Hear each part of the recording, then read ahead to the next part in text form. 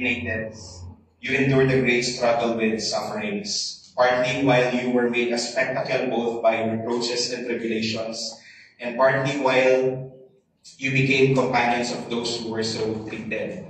For you had compassion on me in my chains, and joyfully accepted the plundering of your goods, knowing that you have a better and an enduring possession for yourselves in heaven. Therefore do not cast away your confidence, which has great reward, for you have need of endurance, so that after you have done the will of God, you may receive the promise. For yet a little while, and he who is coming will come and will not tarry. Now the just shall live by faith, but if anyone draws back, my soul has no pleasure in him. But we are not of those who draw back to perdition, but of those who believe the saving of the soul. Siguro basahin din natin siya sa Tagalog, sa above. Balik po tayo, ikakabay sa verse 32. Yan. Subalit alalahanin ninyo ang mga nakaraang araw na pagkatapos na kayong maliwanagan ay nagtiis kayo ng matinding pakikipaglaban na may pagdurusa. Na kung minsan ay hayagang inilalantad sa pag-alimusta at pag-uusig, at kung minsan ay nagiging mga kabahagi ng mga nagdaranas ng gayon. Sapagkat kayo'y habag sa mga bilanggo at tinanggap ninyo ng buong galak ang pagkasamsam ng inyong mga ari-arian, palibhasa inyong nalalaman, mayroon kayong isang mag-aaring higit na mabuti at tumatagal. Kaya huwag ninyong itakwil ang inyong pagtitiwala na may dakilang gantimpala. Sa 36 po, sapagkat kailangan ninyo ang pagtitiis upang kapag inyong nagampanan ang kalooban ng Diyos, ay tanggapin ninyo ang pangako. Sapagkat sa sandaling panahon, ang siyang dumarating ay darating at hindi maaantala. Ngunit ang aking matuwid na lingkod ay nabubuhay sa pananampalataya. Ngunit kung siya'y tumalikod, ang aking kaluluwa ay hindi malulugod sa kanya. Ngunit tayo hindi kabilang sa mga umuurong, kaya't sila'y napapahamak, kundi kabilang sa mga may pananampalataya, kaya't naliligtas. So balikan lang po natin yung verse 32 sa NKJV ulit. So gusto ko muna i-highlight yung sinabi sa 32, no? Sabi niya, recall the former days, or recalling the former days, in which after you were illuminated, you endured a great struggle with suffering. So it is safe po, no, to imagine na the reason why the writer of Hebrews was encouraging the believers, yung mga mananampalataya noon, ay dahil they were experiencing trials, suffering, and or persecution. So ayan, sabi, endured a great struggle with suffering. Hindi siya basta na struggle na suffering. Sabi ko dyan, it is great kung i-describe yung struggle na pinagdadaanan ng mga believers. No? It is a great struggle, it is great persecution, it is great suffering, no? At that time of the writing itong letter yun. No?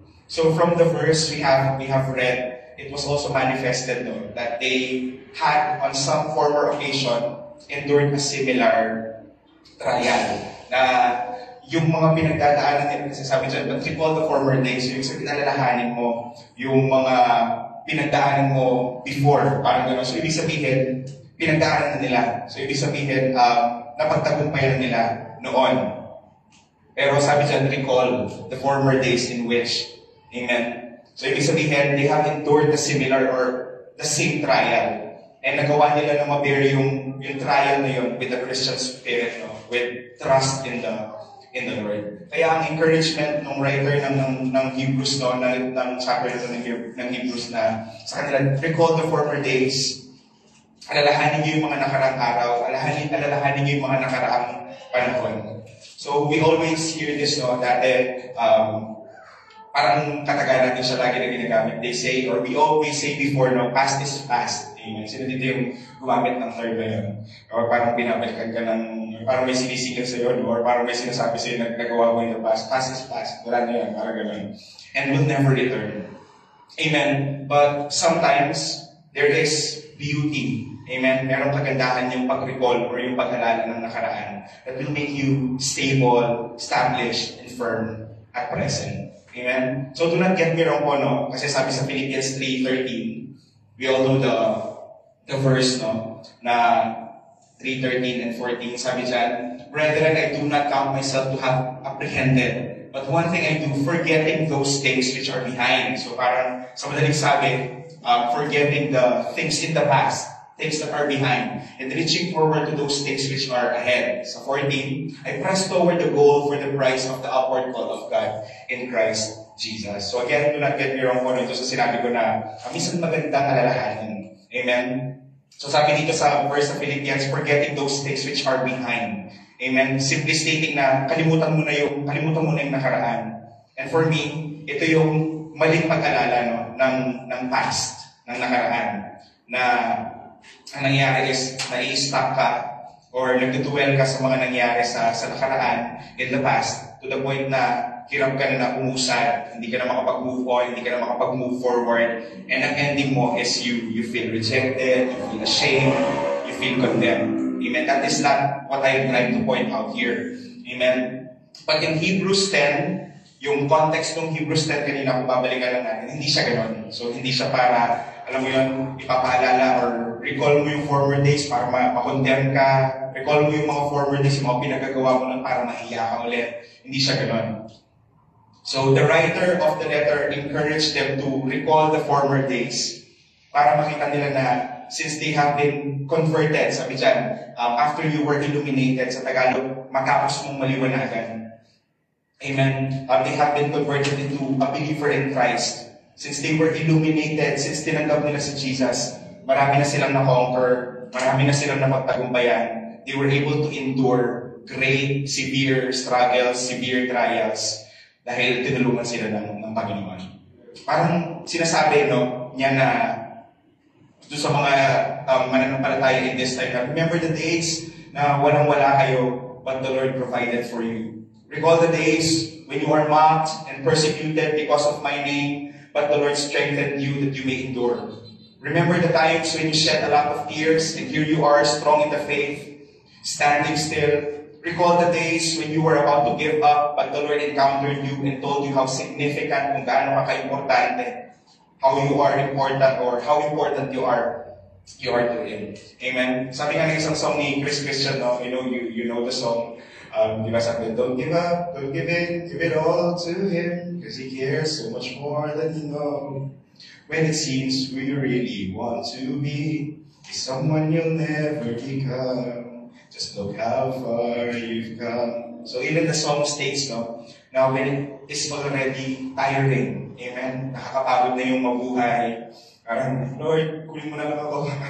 Amen. It's already tiring and toll has taken over you. Look back, amen, and see how far the Lord has carried you through. Minsan okay lang mag-look back, pero kung ang purpose natin is para tingnan, or para makita natin na pag-give up pa ba ngayong ang layo na ng pagbuhat sa'yo, or pagdala sa'yo ng Panginoon. Si King David, he is also doing this, yung pag-recall sa mga nangyari in the past. Basahin po natin sa Psalm 143, verse 5.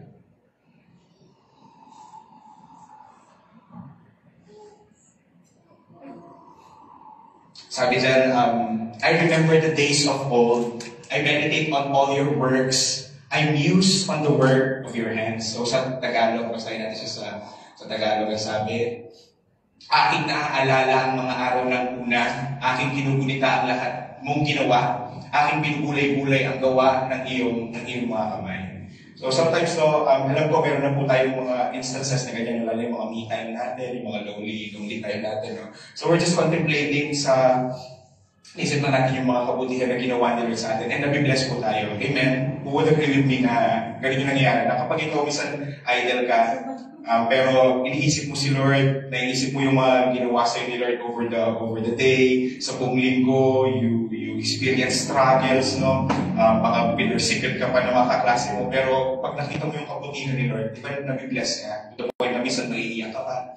Kasi alam mong si Lord lang yung nagsustain sa'yo, yung nag-strengthen sa'yo. So si King David, ginagawa niya rin yan, So, para lang makita natin yung context, akyat tayo sa taas, sa 3, verse 3. Sabi dyan, sapagkat inusig ng kaaway ang aking kaluluwa, kanyang tinurog sa lupa ang aking buhay, pinatira niya ako sa madilim na dako, gaya ng mga matagal ng patay. Sa verse 4, kaya ang aking espiritu ay nanlulubayabay sa loob ko. Ang puso ko ay inikilabutan sa loob ko. And sa verse 5, yung verse na yun, aking inaalala ang mga araw ng una, aking binugunita ang lahat mong ginawa, aking binubulay-bulay ang gawa ng iyong mga kamay. And the next verse, iniuunat ko sa iyo ang aking mga kamay. So nag-worship si David, ang kaluluwa ko ay buhaw sa iyo, na gaya ng lupang tiga. So ano po yung ginawa ni King David, no? When the enemy was constantly persecuting him, leaving him, putitin natin yung verse 3 and 4, no? Leaving him with distress. Amen? Ano yung naging response niya? Ano yung ginawa niya? Inaalala niya yung mga nakaraang panahon that he was saved by God. So, titignan natin is Psalm 143, almost patapos na, parang 7 chapters away para matapos yung buong book ng Psalm. So, parang kung babalikan natin yung sinabi niya na I muse at your works, I remember the days of old. Ibig sabihin, ang daming naalala ni David, knowing na sa buong Psalm at sa mga story niya, talaga maraming pinagdaanan si David, and naging evident, nag-manifest yung kamay ng Panginoon sa pagligtas sa kanya. No? So inaalala niya yung mga nakaraang panahon that he was saved by God, how he was blessed by God, how he was chastened by God, amen, disciplined, and yet andyan siya, amen, nag-worship siya kay Lord. So yung works ni Lord has been his meditation. And I pray na ganun tayo, no? Sa minsan, di ba, mabilis tayong matuliro ng problema. Pero I guess we could apply the word na I muse, amen, or yung meditation niya, yung works ng Panginoon, yung pagkilos ng Panginoon. Or kahit hindi na lang sarili mo, di ba, pag nakikita mo yung kapatid mo, sige, tingnan mo yung katabi mo. Amen, di ba, pag nakikita mo yung pagkilos ng Panginoon sa kapatid mo yan, di ba, na-bless ka rin. Amen. Parang hindi. Praise God. So, and ano po yung nagiging result? Naiiwan siyang amazed sa mga gawa ng kamay ng Panginoon. Amen. Minsan, di ba yung parang gusto lagi tumambay dyan, parang labas ka lang dyan, makita mo lang yung bundok, yung blue skies, no? Parang na-amaze ka sa creation ng Panginoon, how powerful He is, no? To do all these things. Amen. And yun yung gusto ni Lord, na lagi amazed tayo sa power niya. Kaya, amen, hindi tayo pwede yung parang nagiging over-familiar sa pagkilos ng Panginoon. Na, alam mo yun, kung ganito kanyang ini-encounter dati, the next time na-encounter ka niya, it will be greater. Para hindi ka, alam mo yun, para hindi ka maging over-familiar na ganito ako lagi ini-encounter ni Lord. Lagi kanyang iiwan na expecting for more. Lagi kanyang iiwanan na parang gutom, na uhaw sa Kanya. Naiiwan siya kami sa magawa ng kamay ng Panginoon. And later on, it led him to a pure worship. Yan yung iniunat ko sa iyo ang aking mga kamay. Amen.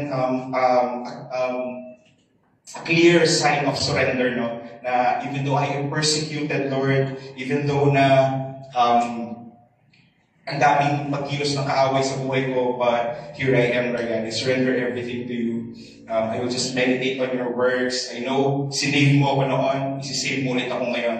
Amen. Begging God to fill him like a thirsty land. Sabi niya, nagaya ng lupang tigang. Same thing is true for us.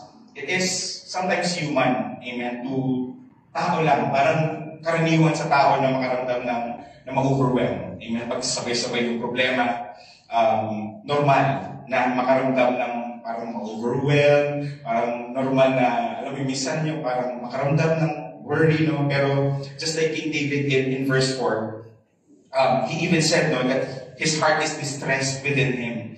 Pero nagstay pa siya roon? Hindi po, di ba?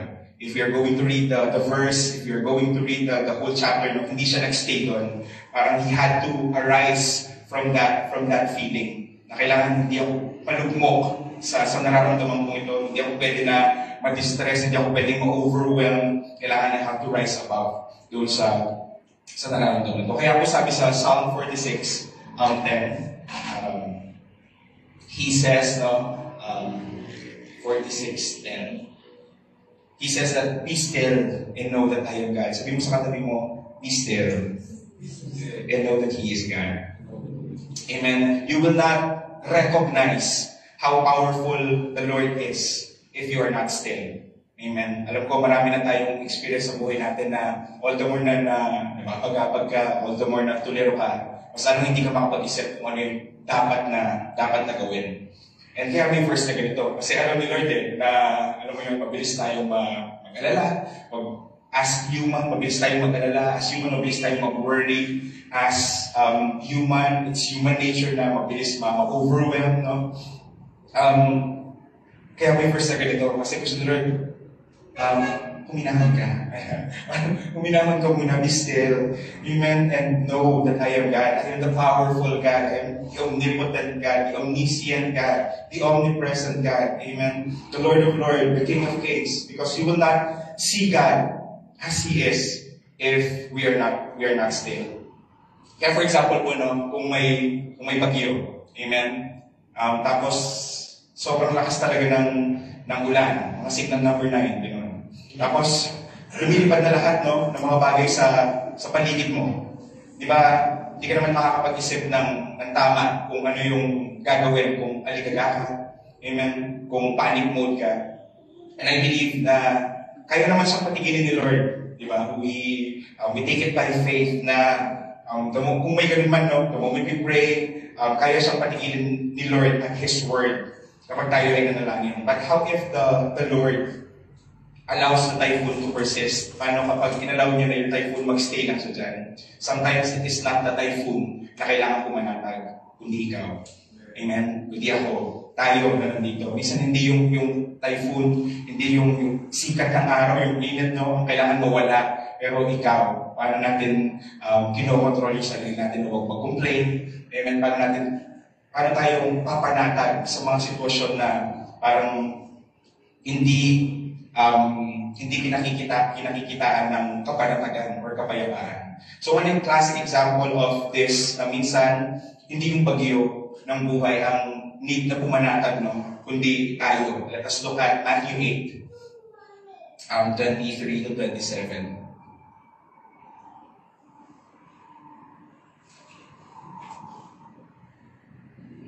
So sabi siya, now, when he got into a boat, his disciples followed him, and suddenly a great tempest arose on the sea, so that the boat was covered with the waves. So bigla na lang, while they are sailing, you know, we all know the story, bigla na lang parang may lumakas yung alon, there came a great tempest, covered with the waves, but Jesus was asleep.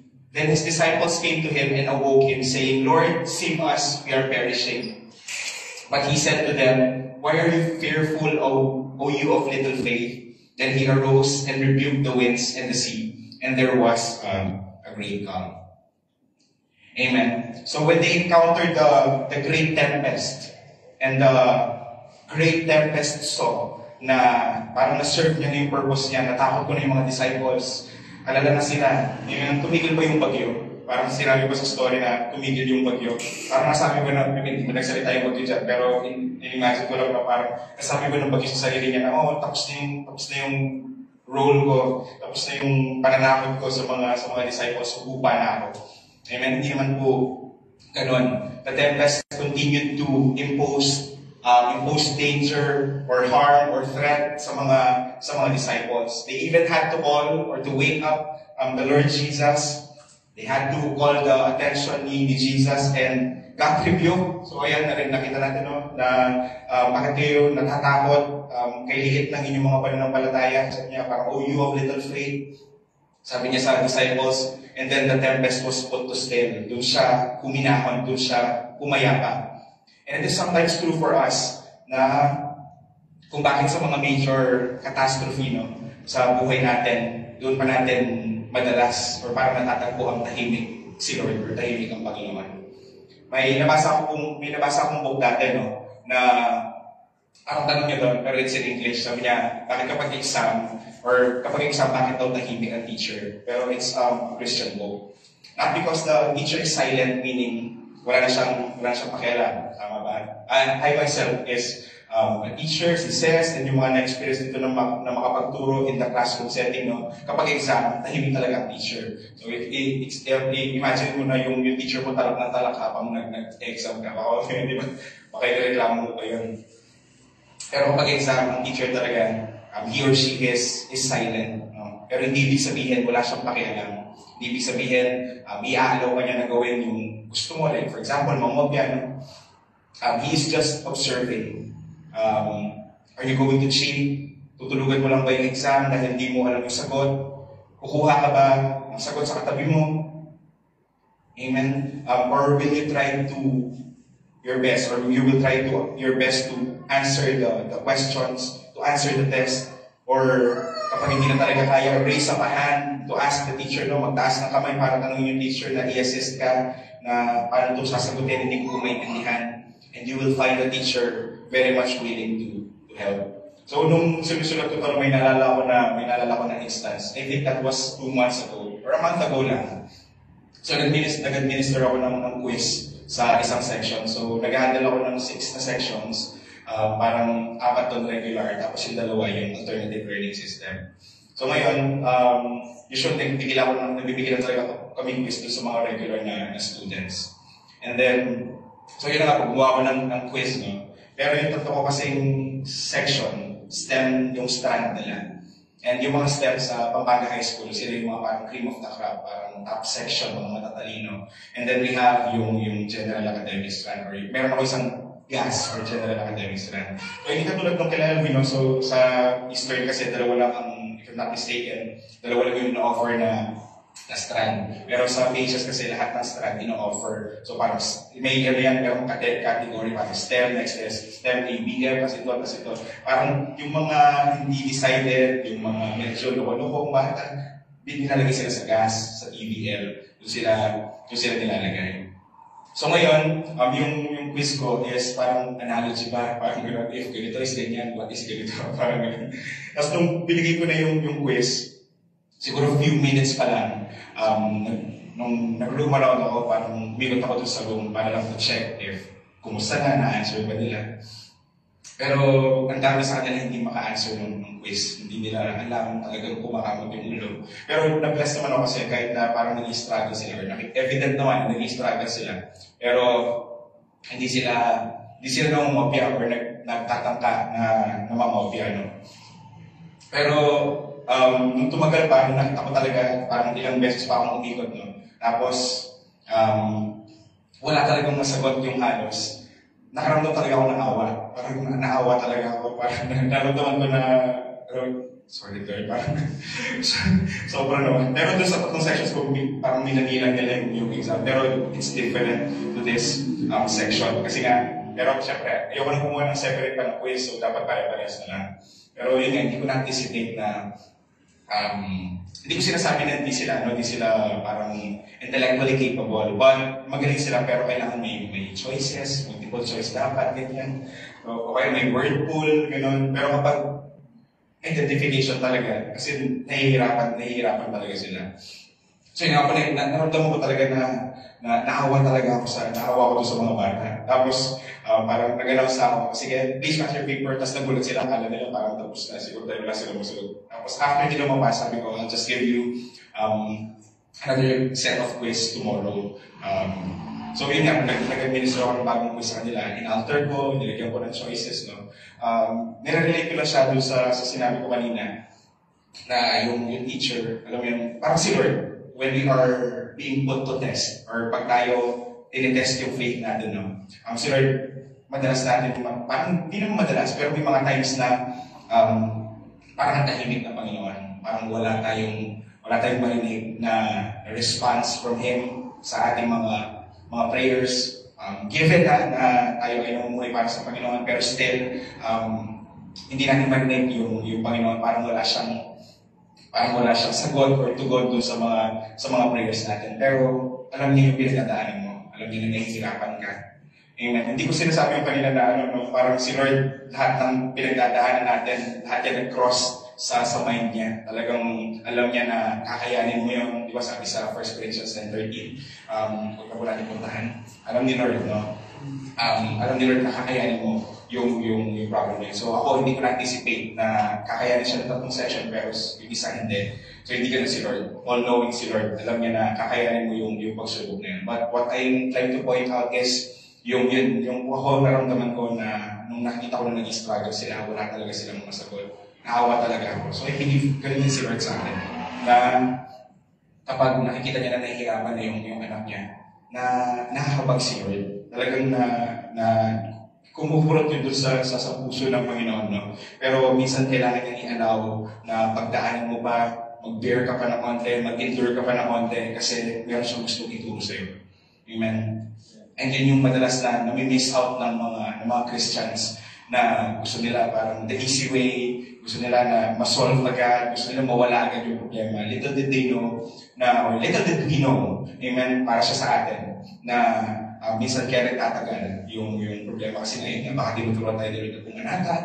Amen. Gusto nila na maging still tayo and to see Him as God. And pag na-accomplish na ni Lord yung purpose niya sa atin, bigla na lang, it will pass. Tama ba? Bigla na wala na yung problema, ganun na lang. No? So, balik tayo sa Hebrews 10:32 kanina. No? I believe the Lord wants us also to endure. Amen. We're just a quarter away from finishing the year. Amen. Kakatapos lang ng March, so ibig sabihin first quarter pa lang yung natatapos, and we still have a lot to do. Amen. We are going to still experience a lot of enduring. Amen. Marami pa tayong titiisin, marami pa tayong may fasting pa, kasi maraming mapagawa talaga si Lord, knowing that this is the prophetic word for us this year. So I believe that the Lord wants us also to endure and recall the former days na kinaya natin dahil tinulungan tayo ng Panginoon. If you are being discouraged by the enemy today because the trials seem overwhelming, recall the days of old na wala ka naman ginagawa. No? Alala niyo yun, yung wala ka naman ginagawa, parang wala ka rin trabaho, yung lagi ka lang nasa church, worship, attend ng prayer meeting, pero parang wala ka problema. So ako, parang dati na-experience yun, no? Pero si Lord, constantly nagpo-provide talaga siya. Amen? If the waiting seems long, meron kang hinihintay, probably trabaho, vacation sa school, hindi ko alam, no? Kung ano yung mga pangailangan ng bawat isa, pero alam ni Lord before mo masabihin, no? If the waiting seems long, para sa mga bagay na yung pinapanalangin mo, remember yung mga araw noon na ang tagal mo rin namang naghintay. Amen? Yung mga times dati na tagal mo rin naman naghintay. Tagal mo inintay yung sagot ng Panginoon sa prayer mo. Pero binigay siya ng Panginoon yung pinag-pray mo in His perfect time. Amen? So recall the days of old. So ako po, no, hindi ko alam kung sasabi ko tayo, pero sige. Ako na the past month, March, have been so rough for me. So, hindi ka siguro for sure minsan nahalata. Amen. Kasi may mga inalaw si Lord na pagsubok mo talaga, nasubok ako. Amen. And this time, it is different in so many levels. Parang same lang naman ang mga trial, no? Sa family, sa finance, sa work, pero different ang level this time, I could say. And just like David kanina, dun sa binasa natin sa Psalm 143, no? And, Psalm 143 na I reached the point na overwhelmed talaga ako. And all that I can do is iiyak siya sa Panginoon. So I know I have to be okay kasi parang dependent yung family ko sa akin. So meron kaming decisions na kailangan hindi ko pwedeng magkamali, no? Meron kaming GC ng 4 namin magkakapatid, no? Tapos tinanong nung pangalawa naming kuya yung panganay namin para sabi niya, since ikaw yung panganay, yung desisyon mo dito, reply niya, tanongin mo si Mama, anong desisyon niya? Even yung kuya ko, yung tatay ko, yung ate ko, parang anong desisyon ni Mama? So, praise God na parang tinitingnan nila na meron akong parang wisdom na maibibigay, baka, even doon sa nangyayari at the moment, no? And I had to be strong kasi yun nga, kailangan ko ma-overcome yung emotions kasi baka hindi ako makapag-provide ng answer, hindi ako makatulong, hindi ako makapag-suggest ng dapat will ni Lord, amen, sa family ko. And baka maka-affect din siya sa pag-serve ko kay Lord. And all that is in my heart is, di ko alam if nanonotice niyo, pero pag nag-lead ako ng prayer, lagi ko lang pinapasalamatan si Lord na thank you Lord for the hope that does not disappoint. Amen. Kasi ano lang yung laman ng puso ko, no? Na kasi kahit hindi good yung pinagdadaanan namin ng family ko, no? Or natin, tayo na dito, we can rest in the hope that this too shall pass. Amen. If we will remain in the Lord. Kaya sabi sa Proverbs 24:10, sa Tagalog, sa RTPV, Proverbs 24:10. So alam ko, meron din tayong mga pinagdadaanan, no? Hindi ka lang siguro makapag-disclose. Parang in-include ko lang siya dito kasi related siya doon sa word ni Lord or sa message ni Lord. Pero kung sino man na nangailangan itong verse na ito, sabi dyan, kung hindi ka magtatagal o makakatagal sa panahon ng kahirapan, ay nangangahulugan na ikaw ay mahina. Gusto ko ito yung pagkakaroon dito sa ASND, pero alam natin yung i-sort natin walang Old Testament yung ASND. So sabi niya ganyan, kapag ikaw ay sumuko sa araw ng pagsubok, sabi niya ganyan, pag ikaw lang, nagpapakita lamang ito na ikaw ay mahina. Sabi niya. So sige, basahin natin siya sa English, sa NKJV. Sabi niya, if you faint in the day of adversity, your strength is small. Amen. Pero tingnan mo yung katabi mo, yung strength niyang big. Amen. So hindi yan mabilis na bibigay, hindi yan mabilis na mag-give up, hindi yan mabilis na nasusuko. Amen. Kasi we can do all things through Jesus who gives us strength. Sabi pa sa Hebrews 6:19,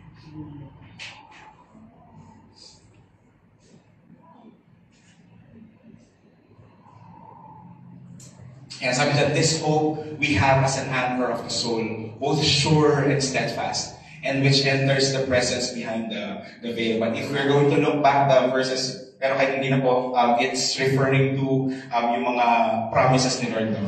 Yung mga promises ni Lord. So sabi dyan, yun yung hope, sabi niya. Sige po, balik na lang po tayo sa 19th yan. This hope, yung hope na yun is, or are yung promises ni Lord para sa atin, we have as an anchor of the soul. So alam naman natin, di ba, na sa barko, para maging, for example, they have to stop. Let's say, for example, parang vessel siya na mag-inisda, no? So alam natin yung barko, pag tumigil siya sa gitna ng dagat, kailangan mag-launch siya ng anchor. Okay? Kasi para maging stable siya or maging, parang nandun siya sa place na yun. Kasi kapag hindi, kapag lumakas yung alon, parang tatangayin sila nung malalakas na alon. But, they have to launch yung anchor. So parang sabi dyan, yung hope na yun, yung hope na meron tayo, which are the promises of the Lord, which is the Lord Jesus Himself, sabi niya ganyan, siya yung anchor ng ating mga kaluluwa, anchor of the soul. Both sure, sigurado, and steadfast, and which enters the presence behind the veil. But I just want to highlight yun na yung hope natin, or yung hope na meron tayo sa salita ng Panginoon at sa Diyos, no? It is an anchor for our soul, para hindi tayo maging, para hindi tayo masway, hindi tayo parang yung masaya kung parang gano'n. Di ba yung word? Amen. So, hope referred here is yung mga promise ng Lord, and sure does na si Lord at ang kanyang mga salita ay yung pag-asa natin sa buhay. Amen. So yung, alam mo minsan, naalala ko yung mga testimony ni Jesus, no? Yung parang may mga tayo sa natin, yung parang nangailangan ng friend. Amen. So personally meron din ako, pero alam mo yun, we always claim, before ka maghanap ng kaibigan sa iba, kay Lord ka muna pumunta. Amen? So yung pag-asa natin sa buhay, kay Lord siya, hindi siya sa... Praise God! Amen? Praise God po sa mga kapatid natin.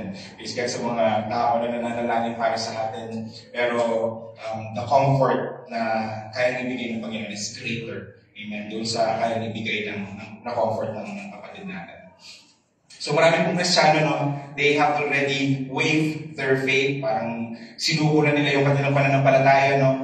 From passionate believers to Christians who are as cold as ice in their relationship with the Lord. Hindi na tayo lalayo, no? Yung mga ibang kasama natin dito na I hope makasama natin in the future. So, we all know them. At yung iba pa natin mga kakilala na sobrang on fire sila dati, pero kung makikita natin yung mga post nila ngayon, kung nasan sila ngayon, no, praise God na tayo na nanatili tayo sa Panginoon. Pero syempre, we are not above, or parang hindi tayo mas angat sa kanila. In fact, kailangan nga na mas ipanalangin natin sila kasi mas kailangan nila si Lord. So perhaps they thought na once they are illuminated sa verse natin kanina sa Hebrews 10:32, naliwanagan, tanggapin sa buhay si Jesus ay it's a smooth sailing journey. Pero sa verse kanina, balikan na natin sa Hebrews 10:32, doon pa nila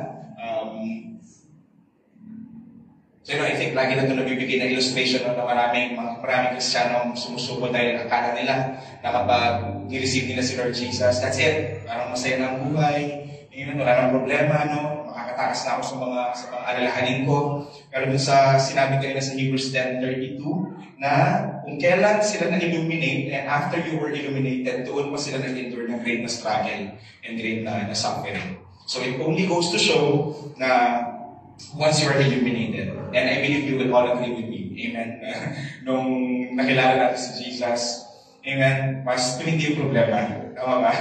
Parang mas naging present, mas ramdam mo na siya ngayon, amen, katulad dati parang inom lang, barka-barkada lang, no? Pero ngayon, mas ramdam mo na siya, amen, mas ramdam mo na may problema ka talaga. And the good thing is, we have Jesus, amen, kapag yun yung papakonsuelo sa lahat ng mga ini-endure mo na you have Jesus and you're expecting something from Jesus in the future. Amen? Saan ako? Yan, kung kailan, after they were illuminated, doon pa sila nagdanas ng great na struggle. So I guess, paalala sa atin yun ni Lord, no? Paalala sa atin doon ni Lord itong verse ito na yun nga, katatapos lang ng first quarter of the year and there's more to come. Amen. But we all know the verse na talagang gamit na gamit when we are talking about trials sa James 1. James chapter 1 verses 2 to 3. So we all know the verse, count it all joy when you face various trials. Sabi niyan, my brethren, mga kapatid, sabi niyan, count it all joy. Amen. When you fall into various trials, kapag kabi-kabila, no? Iba-iba, okay, parang daming variety ng mga trials, no? Pero sabi dyan, count it all joy. Sabi mo sa katabi mo, count it all joy, my brother, my sister. Amen. Knowing that the testing of your faith produces patience. Amen. Na, alam natin yun parang hindi na ito sikreto sa atin. Pero minsan talaga yun nga, it's human nature na minsan mabahala. Amen. Parang common sa tao yun, pero pag alam mo yung pangako ng Panginoon para sa iyo, ayan nga, knowing that parang the moment, syempre alam natin kaaway yun, na gusto magulo yung isip mo, no? And the moment na ginawa ng kaaway, we all know the defense mechanism, it is yung full armor of God, especially the helmet of salvation, no? And yan, yung full helmet of the full armor of God. Amen. Knowing that the testing of your faith produces patience. Nakapag-maisip na natin na kapag may trial, alam ko it's easier said than done. Parang mas madaling sabihin kaysa gawin. Parang may problema, parang go ahead, problema, pero naiyak-iyak tayo. Amen. Pero if we will just appreciate the Word of God na, ayan, knowing na kapag merong trial, merong testing ng pananampalataya, it produces patience in us. Amen. And marami yung makikinabang dyan, hindi lang ikaw, hindi lang yung family mo, pero yung mga tao na makaka-experience ng same trial na yun in the future, matutulungan natin sila. Amen. Sa 2 Corinthians 4:17,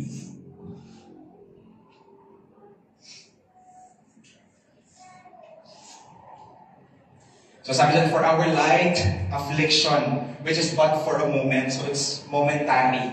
Amen, panandalian lang, sabi sa Tagalog, is working for us a far more exceeding and eternal weight of glory. So sabi dyan, our light, so sino yung nagsulat ng 1 Corinthians it is, or 2 Corinthians it is, Apostle Paul. Amen. And siya lang yung merong guts na sabihin na your light affliction. Kasi alam mo, kung ibabang mo lang yung pinagdadaanan mo sa pinagdaanan ni Apostol Pablo noon, parang wala pa sa kapiragot. Amen. Wala pa namang nag-spend ng overnight sa kalagitnaan ng dagat sa atin dito, di ba? Baka, di ba kapag pinag-lecture ni Pastor Jel, parang yung nandun lang tayo sa yung fasting, malimit na fasting, parang yun lang yung na-experience natin. But other than that, parang hindi pa tayo umabot doon sa kalingkingan ng pinagdadaanan ni Pablo. So sabi our light, or our light, kasama na siya, our light affliction, which is but for a moment. Amen? It may seem long, dahil ilang years na tayo nabubuhay sa mundo, and parang araw-araw, no, may mga problema. Pero kung ikukumpara doon sa, sabi dyan, is working for us far more exceeding and eternal weight of glory. Parang if we are to compare it with the eternity, amen, na wala ng weeping, wala ng problema, finally, no, mas okay siya.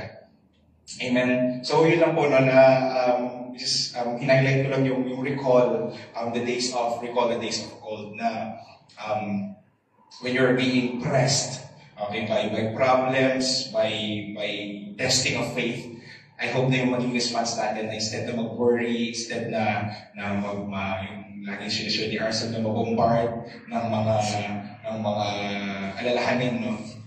I hope na yung maging response natin is recall the days, amen, na tinulungan ka ng Panginoon. Recall the days na nirescue ka ng Lord. Recall the days na nag-provide ng Panginoon. Recall the days na naranasan mo yung faithfulness ng Panginoon sa iyo. And on the other hand, ano po yung mga possible na benefit ng recalling yung former days? Amen? So parang doon ako medyo mag-highlight. No? One of the things na benefit na sa atin is it will hinder us from repeating the same mistakes done in the past. Amen? Parang bibigyan tayo na ulitin yung mga same or parehas na pagkakamali na nagawa natin in the past or sa nakaraan. So ulitin na natin dito sa verse sa Hebrews 10. 38 this time. Merong warning si Lord dito sa Hebrews 10:38. Ang sabi niya, now the just shall live by faith. But if anyone draws back, meron man sa inyo, meron man sa kanila na tumalikod. Sabi niya, yung kaluluwa ko hindi ako madidelight. Amen. My soul has no pleasure in Him. And parang nung binabasa ko while I am meditating yung recalling the days of old, no, it is also helpful in our walk. Na minsan kailangan mong maalala na ito, nagawa mo siya. Hindi para ma-condemn ka, hindi para mabalik yung shame, pero para maalala mo na nung ginawa mo to, nakalayo ka sa Panginoon. Nung ginawa mo to, hindi mo na maranasan si Lord. Nung nagawa mo to, amen, parang naging magulo ang lahat. Amen? Sabi dyan, but if anyone draws back, my soul has no pleasure in him. And this verse is still tied to the context dun sa binasa natin kanina, recalling the former days. So sa mga komentary sa my sword, nung nagbasa-basa ako regarding this dun sa Hebrews 10:32 and 39, Hebrews is written in a time or season of apostasy. So nung sinerge ko yung word na apostasy, yung definition ng word is, it's an act, babagalan ko yung apostasy, sabi niya, it's an act of refusing to continue to follow, refusing to recognize a religious faith, or another definition is, sabi niya, abandonment of previous loyalty. So, kaya kung babasahin po ninyo yung Hebrews, no, ang daming warning, ang daming encouragement nung writer, nung nagsulat. Kasi yun nga, yung season na to, nung sinusulat niya yung epistle, yung letter na yan, yung message na yan, it's in a season of apostasy. Sabi sa commentary. Again, yung apostasy act na yung mga tao, they refuse to follow. Ayaw na nilang sumunod. Ayaw na nilang mag-obey. Ayaw na nilang i-recognize yung religious faith. Amen? Yung mga na-receive nila na aral before, parang itinatakwil na nila. Ayaw na nilang i-receive. And yung isa pang definition, sabi, abandonment of previous loyalty. So, ibig sabihin, meron na silang ibang sinasamba. Meron na nag-occupy ng place. Or may iba na nag-take ng place sa puso nila. Wala na yung loyalty nila kay Lord. So no wonder po, no, bakit puro encouragement and warning yung laman ng Hebrews. If you will just have the time to read yung Hebrews, no, from 1 to 13, 14, 13 na. 13, Hebrews 1 to 13 chapters. Hindi ako siya. Ayan. Kung babasahin natin siya, puro mga warning, puro mga encouragement, no? Like to get rid of the elementary teaching, even yung new covenant through the blood of Jesus Christ, it was emphasized somewhere in the middle ng Hebrews. Even to fix our eyes on Jesus, we all know the verse, no, sa Hebrews 12, no? And to finish the race, laying aside every sin and every way. We all know yung pillars of faith, it's in Hebrews 11, no? Kasi gusto nyo ipakita na by faith, ganito yung ginawa ni Abraham, by faith, ganito yung ginawa ni Cain, by faith, ganito yung ginawa ni Enoch, etc. Kasi the role or the goal of the writer is to encourage yung mga believers in the time na in the type of writing of the book of Hebrews. So let us check some verses no, para makita natin, pero ilan lang to, like 4 lang. Sa Hebrews 2:1, ito sa kabilang church, lagi itong gamit na gamit to dati. And instructive to para sa atin. Sabi dyan, therefore, we must give the more earnest heed to the things we have heard. Amen? Yung mga narinig natin, whether nung nandito na tayo sa HFCCI, tayo na siya ngayon, or doon sa kabila na alam mo, beneficial siya sa walk mo kay Lord, no? Nakapagpaapoy ng puso mo. Alam naman natin yan eh. Amen? Yung mga narinig natin na word dati, even yung mga pictures, like kila Ace, kila Faith, no, na talagang nag-apo yung heart natin, we must give the more earnest heed to the things na narinig natin before. Ano yung consequence? Lest we drift away. Amen? So, maganda, siya sa kabila mamaya na isa verse, pero maganda na magpaalalahanan tayo. Amen? Ng mga bagay na alam natin, yung mga truth about the Bible, no? Kasi, you know, nasa age or nasa era tayo ng ano yun, yung selfishness. Sabi diba in the latter days or in the last days, ganito yung magiging tao, and nasa midst tayo ng isang crooked and evil na generation. So we have to guard ourselves, no? And take heed, earnest, sabi dyan, earnest heed to the things na narinig natin before, lest we drift away. Sa Hebrews 3, next chapter lang, 12 to 15. Sabi dyan, beware, brethren, lest there be in any of you an evil heart of unbelief and departing from the living God. So, sa madaling sabi, parang backslider. Amen? 13, but exhort one another daily. So, ito yung sinasabi ko kanina, no, na magpaalalahanan tayo ng mga words na alam mo yun, na alam natin na truth from the Bible, or even yung mga revelation before na nasulat mo sa phone mo as notes, no, sa mga notebook natin, no, kung sabihin natin na helpful yun sa kapatid natin, or sa atin lahat na nandito, no, let us exhort one another daily, sabi dyan. While it is called today, lest any of you be hardened through the deceitfulness of sin. 14. For we have overcome partakers of Christ if we hold the beginning of our confidence steadfast hanggang sa huli, sabi, until the end. And lastly, 15. While it is said, today, if you will hear His voice, do not harden your hearts as in the rebellion. So, first two parang passages pa lang from Hebrews, pero we can sense it na yung goal ng writer is to encourage, to warn, amen, yung mga believers, yung mga Jews sa time na to. Sige, sa next na chapter, Hebrews 5:12.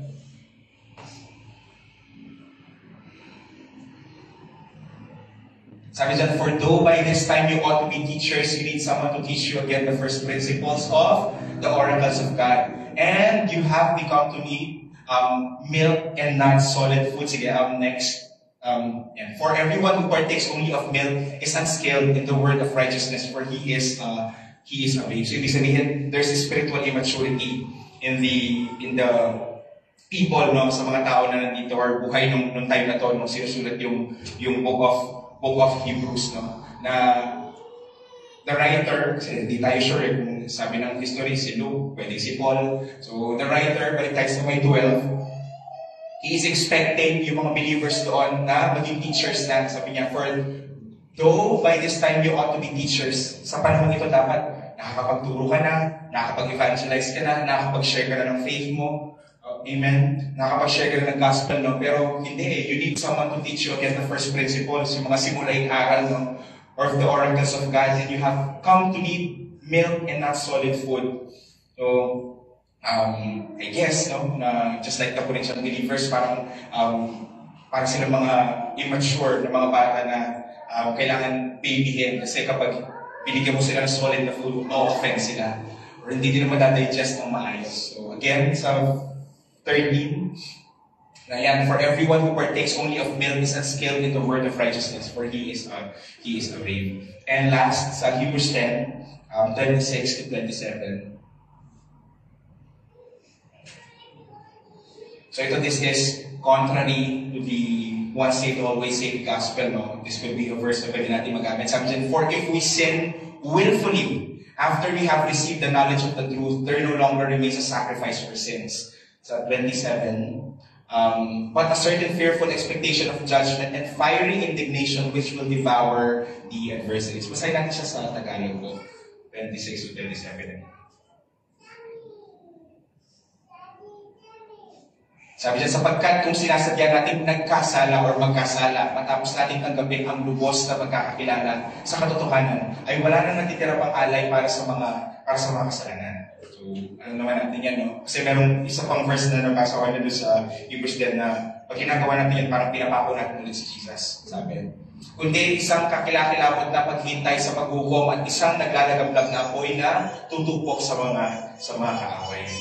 So, ayun po, no? Na these are just some, but if you're going to read the full Hebrews, no, book of Hebrews, mas marami kong makikita ng mga warning and mga words of encouragement like let brotherly love continue. Ganyan, parang let us fix our eyes on Jesus, the author and the finisher of our faith. Tapos yung let us finish the race, no, laying aside every weight and every sin and weight, every weight and sin. So encouragement, warning siya sa mga believers na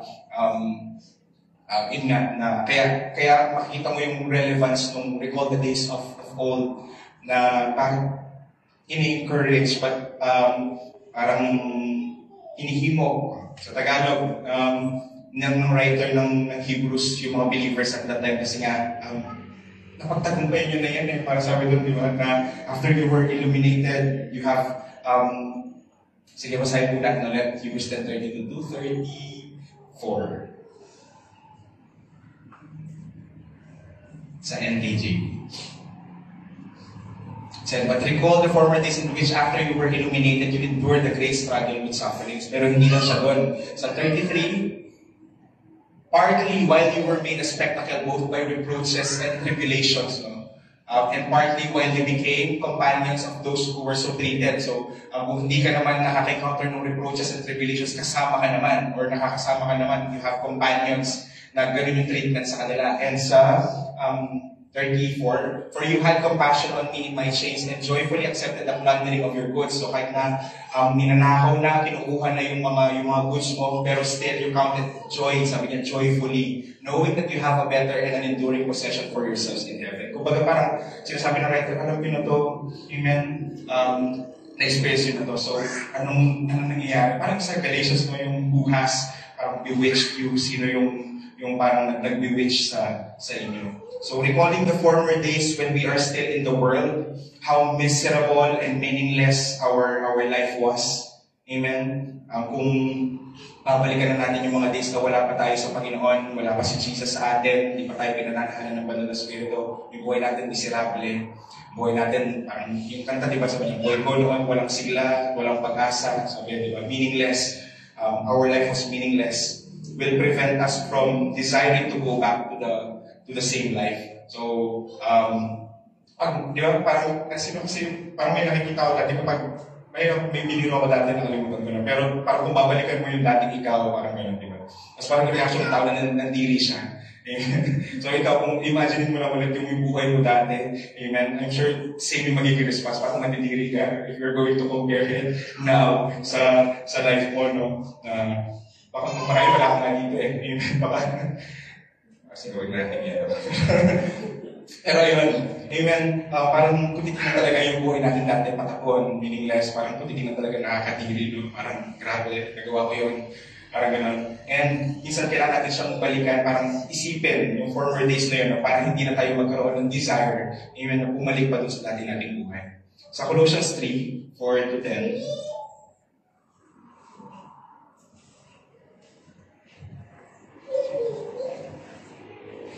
sa Colossians 3:14, sabi niya, when Christ, who is our life, amen, kapag si Jesucristo daw po ay nag-appear bilang ating buhay as our life, then you also will appear with Him in glory. Therefore, put to death your members which are on the earth, fornication, uncleanness, passion, evil desire, and covetousness, which is idolatry. Because of these things, the wrath of God is coming upon the sons of disobedience. in which you yourselves once walked. So sabi dyan, na minsan, ganun yung buhay mo, ganun ka rin naman. You are part of those mga sons of disobedience in which you yourselves once walked when you lived in them. Pero sabi dyan, but now, you yourselves are to put off all these: anger, wrath, malice, blasphemy, filthy language out of your mouth. Do not lie to one another, since you have put off the old man with his deeds. Sabi sa 10, and have put on the new man who is renewed in knowledge according to the image of him who created him. So, kung balikan na natin yung verse 8 yata. Verse 8. 9. Ay, sorry, 7. 7. Ayan, in which you yourselves once walked when you lived in them. So, dati karoon din tayo, no? We have to keep the learning from our past mistakes. Example, may lugar kang pupuntahan. Amen? Parang sold out ka talaga na pupunta ako mamaya sa lugar na ito. Parang kanina yung mga magsasweeping. Pupuntahan. Tapos bigla may strange kang feeling na naramdaman. Pero tumuloy ka pa rin na pumunta. Despite the warning, ending is wala kang peace. Amen? Or nung dumating ka sa place, worst ay napahama ka pa. Parang nadisgrasya ka pa. Amen? Dahil hindi ka nag-take heed sa pangungusap ni Lord sa iyo. That strange feeling. Amen? Pwede mo siyang tandaan na kapag naramdaman mo ulit siya, amen, maka-intervention siya ni Lord not to go. Amen? Kailangan siya ma-recall, matandaan na baka itong feeling na to. Pero syempre, minsan kailangan natin siya ipanalangin. Okay, after, baka meron lang tayo nararamdaman emotionally, tapos pinag-pray mo na wala naman.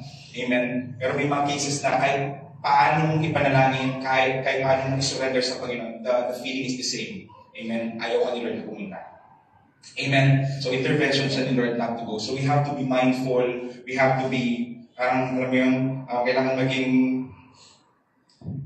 nakalimutan ko na. Basta matandaan tayo doon sa mga ganung pangungusap ng Panginoon. No? Sa Haggai 1:5.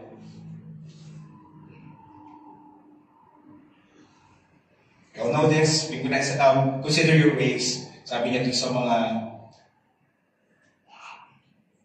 mga Israelites, no? Sabi niya, now therefore, thus says the Lord of hosts, consider your ways. Amen? Bakit pinapakonsider ni Lord yung ways ng mga Israelites at that time? Kasi may ginagawa sila na hindi kalooban ng Panginoon. So they are rebuilding their houses, pero yung pinapagawa ng Panginoon is rebuild the temple. Amen? Or rebuild the temple. So, kaya sabi niyo, consider your ways. So, ibig sabihin, meron silang ginagawa na hindi kalooban ng Panginoon. Kaya kailangan mong pag-isipan.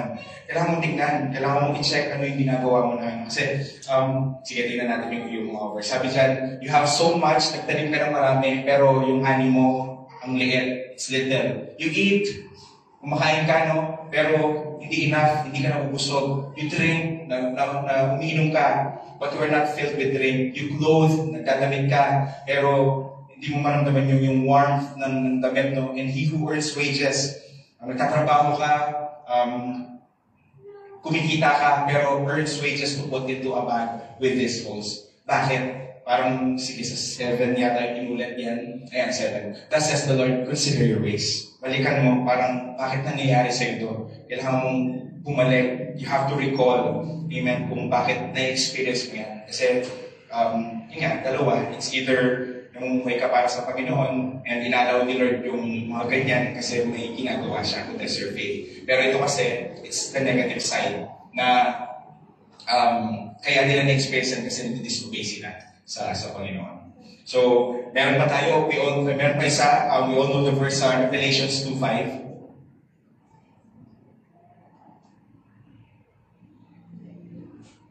Sabi dyan, remember therefore from where you have fallen. Sa Tagalog ko.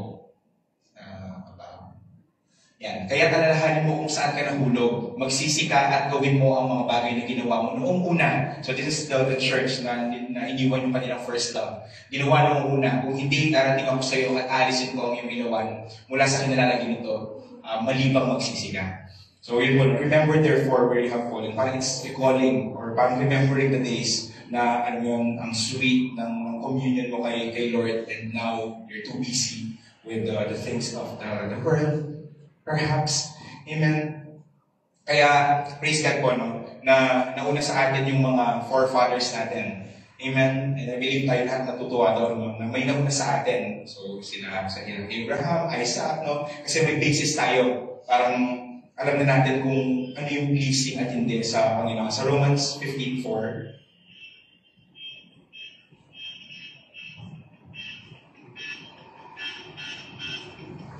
sa English. Sabi dyan, for whatever things were written before, were written for our learning. So, yung lahat ng mga nakasulat sa Bible, no, sinulat sila para sa ikatututo natin. That we, through the patience and comfort of the Scriptures, might have hope. Amen? So, praise God na itong mga forefathers natin, no, na nauna na sila sa atin kasi meron na tayong reference kung paano yung gagawin kapag ganito. Amen? Kapag katulad yung kay David kayo, na kapag pinupersecute ka ng kaaway, kapag it's distressing, it's too overwhelming, ano yung gagawin mo? Use up the works of the Lord, kilalahanin mo, meditate on the days of old, kung paano ka nirescue ng Panginoon, and then it will lead you to a pure worship. Amen? So they are written for a purpose, and that is for our learning. But, sabi doon sa verse kanina, if we draw back, the Lord will not take pleasure in us. Hindi matutuwa sa atin ang Panginoon. So what do we need to do? No? There's a verse na nabasa ko sa Luke 3:8. In-insert ko lang siya, I think. Related naman. Sabi dyan sa Luke 3:8, this was John the Baptist, no, nung nakita niyo yung mga Pharisees and Sadducees. Sabi niya, therefore bear fruits worthy of repentance. Yun lang po. Bear fruit worthy of repentance.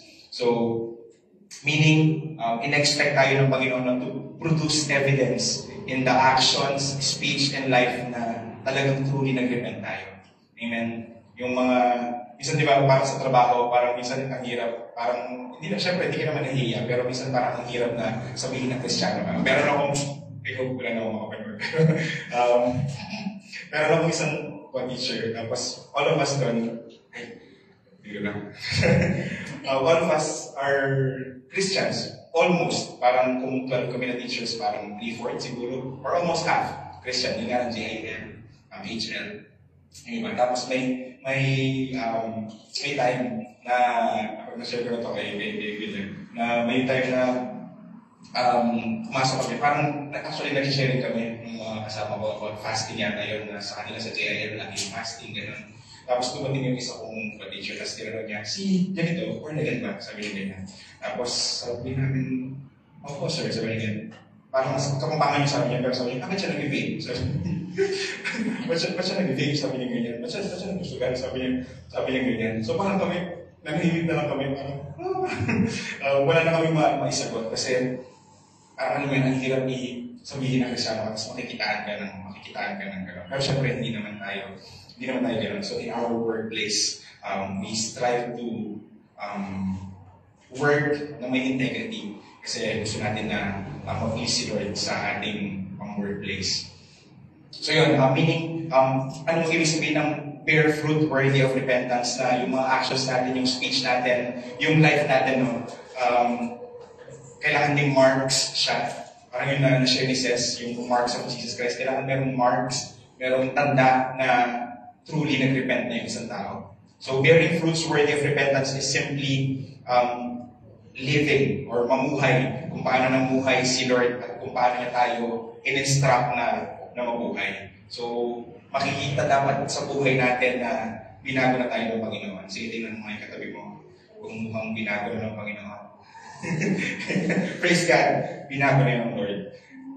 Hallelujah. So, we are not yet perfect. And we all know na marami pang inaayos si Lord sa atin. I believe you would agree with me on this. But if we continue in the Lord, amen, we are on the road to perfection. And ito rin yung hope natin, no, na in this great expansion, no, na once a person hears the gospel, kapag nag-share ka, katulad ng ginawa natin last Sunday sa Mabalas community, no, once a person hears the gospel and is convicted that his way of life is wrong, na ma-realize niya, no, na mali yung pamumuhay niya, he must alter his present behavior, baguhin niya yung current niya na pag-ugali, no, yung buhay niya, and bear fruits worthy of repentance. Katulad nung ginawa ni John the Baptist sa mga nakikinig sa kanya when he was baptizing in this chapter of the book. Sa 1 Peter 2:12. 2:12.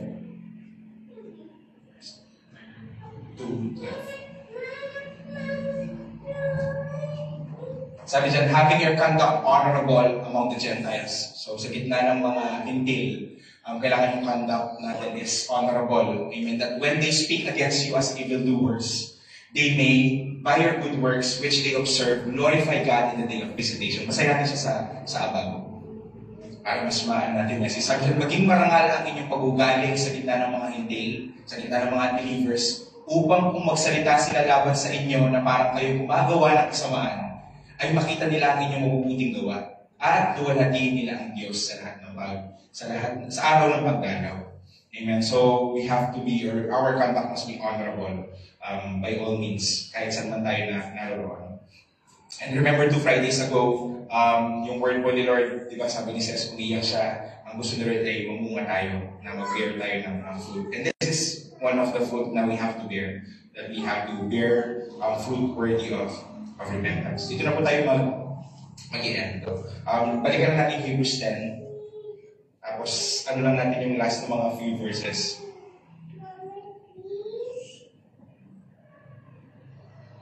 Hebrews 10:34.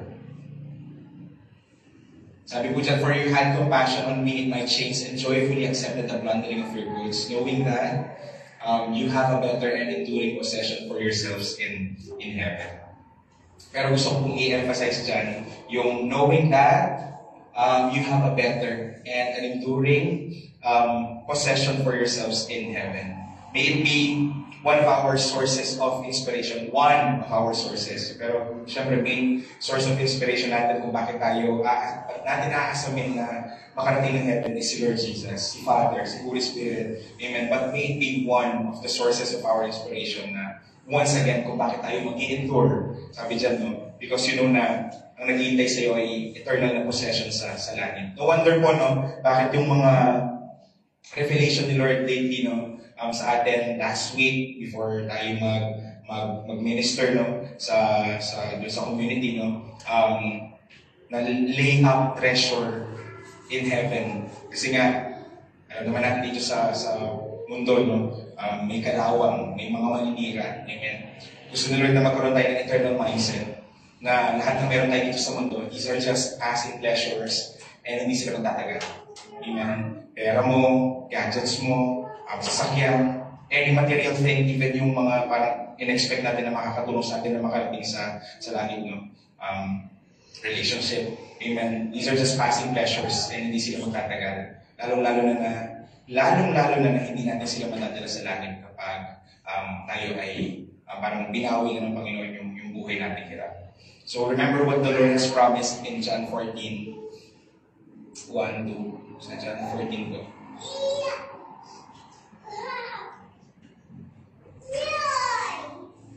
John 14:1. Sabi dyan, let not your heart be troubled. You believe in God, believe also in me. Sa verse 2, gusto kong i-highlight na, in my Father's house are many mansions. If it were not so, I would have told you, I go to prepare a place for you. So, lahat ng gusto makita yung place na yung prepare ng Panginoon, magsabi ng Amen. Amen. We all are looking forward to that day na makita yun, what would be that place the Lord is preparing for us. And I'm sure it's beautiful. Amen. Parang walang diamante or jewelry or whatever, no, na makakapantay doon sa kung paano yung itsura ng place na pinaprepare sa atin ng Panginoon. So, sabi mo sa katabi mo, let us endure. With conviction ako, sabi mo, kapatid, let us endure. Yakapin mo kung babae. Kung lalaki, tapikin mo. Praise God. So, balik tayo sa Hebrews 10:35 this time.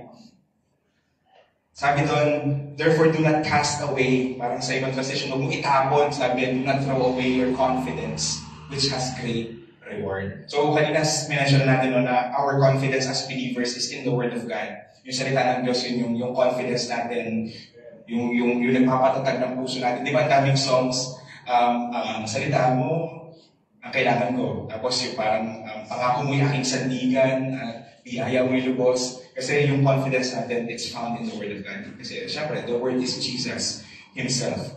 Praise God sa mga kapatid po natin na nakakatulong sa atin to endure. Amen. Tingnan mo yung katabi mo once again kung nakakatulong mo yan sa pag-endure. Praise God. Amen. Sa buhay ng mga kapatid natin dito, even yung mga wala. But our confidence must always be in Jesus. Amen. Sa Psalm 119, Psalm 119. Ayan. Psalm 119, 49. 49. Sige po. Sabi dyan, remember the word of your servant upon which you have caused me to go. Sige po, diretso na tayo 50 hanggang 56. This is my comfort in my affliction, the word of God. So we all know na yung Psalm 119 is all about the word of God. This is my comfort in my affliction, for your word has given me life. Amen. The proud have me in great derision, yet I do not turn aside from your law. Sa 52, I remembered your judgments of old. So yun naman, O Lord, and have comforted myself. So it is a source of comfort, no? Kapag binabalikan mo yung salita ng Diyos, yung mga pangako sa ng Panginoon before. Indignation has taken hold of me because of the wicked who forsake your law. Sa 54, your statutes have been my songs in the house of my pilgrimage. Amen? So inaawit natin yung word of God. I remember your name in the night, O Lord, and I keep your law. So sino dito yung ganyan? Bago ka matulog, parang iisip mo lang yung name ni Lord Jesus. So I remember your name in the night, O Lord, and I keep your law. And sa last verse 56, this has become mine because I kept your precepts. So our source of rejoicing, our source of strength, it comes syempre from the Lord Jesus through His Word. Amen. Sa 2 Corinthians 5:21. So this is our confidence, no? Na kapag tayo ay humarap sa Ama, makikita niya si Jesus sa atin. Sabi dyan, for He made Him who knew no sin to be sin for us, that we might become the righteousness of God in Christ. So, amen. Kaya, totoo yung John 14:6 na there's no other way to the Father except through the Lord Jesus. Kasi He is our righteousness. Amen. So, pag nakita ni Father, si Jesus sa atin, yun, nakakapagam tayo sa harap niya. So, sa 36, sa Hebrews 10:36, last few verses, sabi dyan, for you have need of endurance. Sabi nga po natin ulit, endure.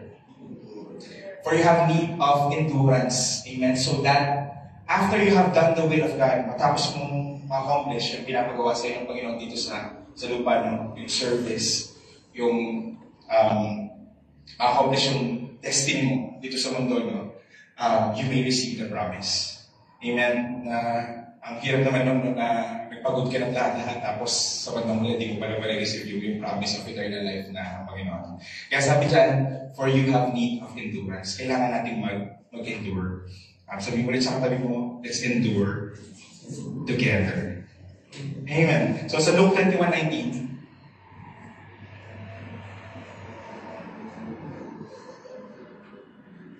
Luke 21:19,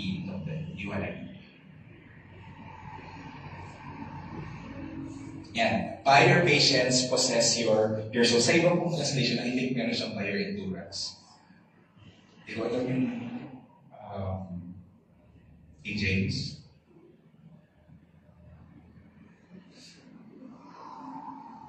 Anyway, basta po sa ibang translation sabi dyan, in your patience or in your endurance, or your parang patient endurance, sabi, possess ye your soul. So, makakamit mo yung salvation if you will endure until the end. Amen.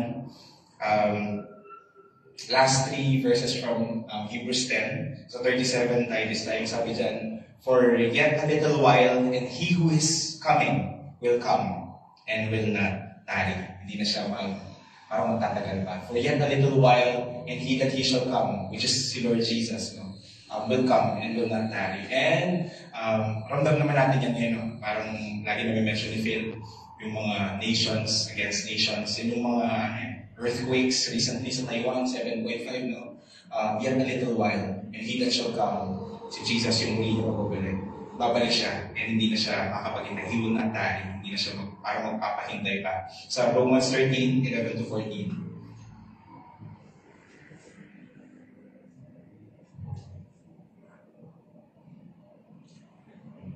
11. Romans chapter 11. 13, sorry. 13, 11 to 14. So, yan.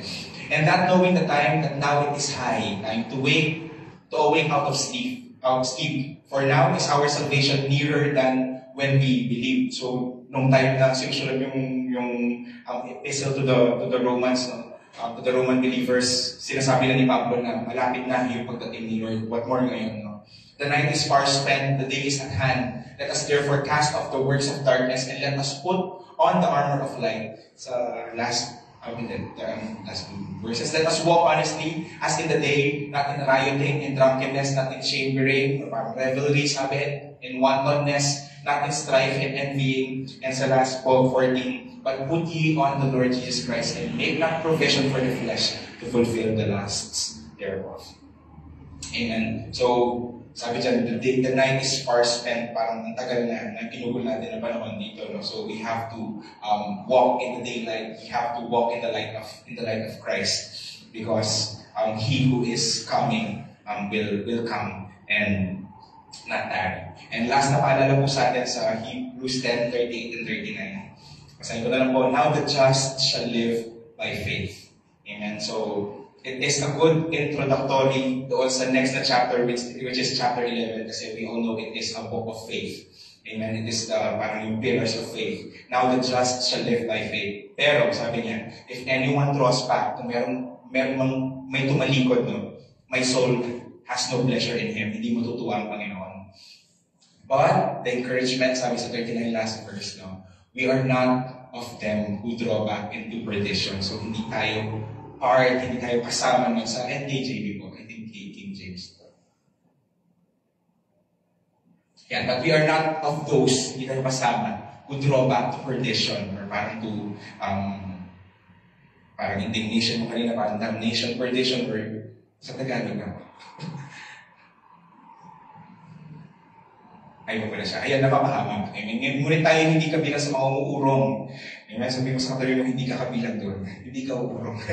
Amen. Kaya sila yung napapahamak. Hindi kabilang sa mga may pananampalataya kaya naliligtas. So we're not part of those who are in perdition, but of those who believe to the saving of the soul. Praise God, those who were dead us.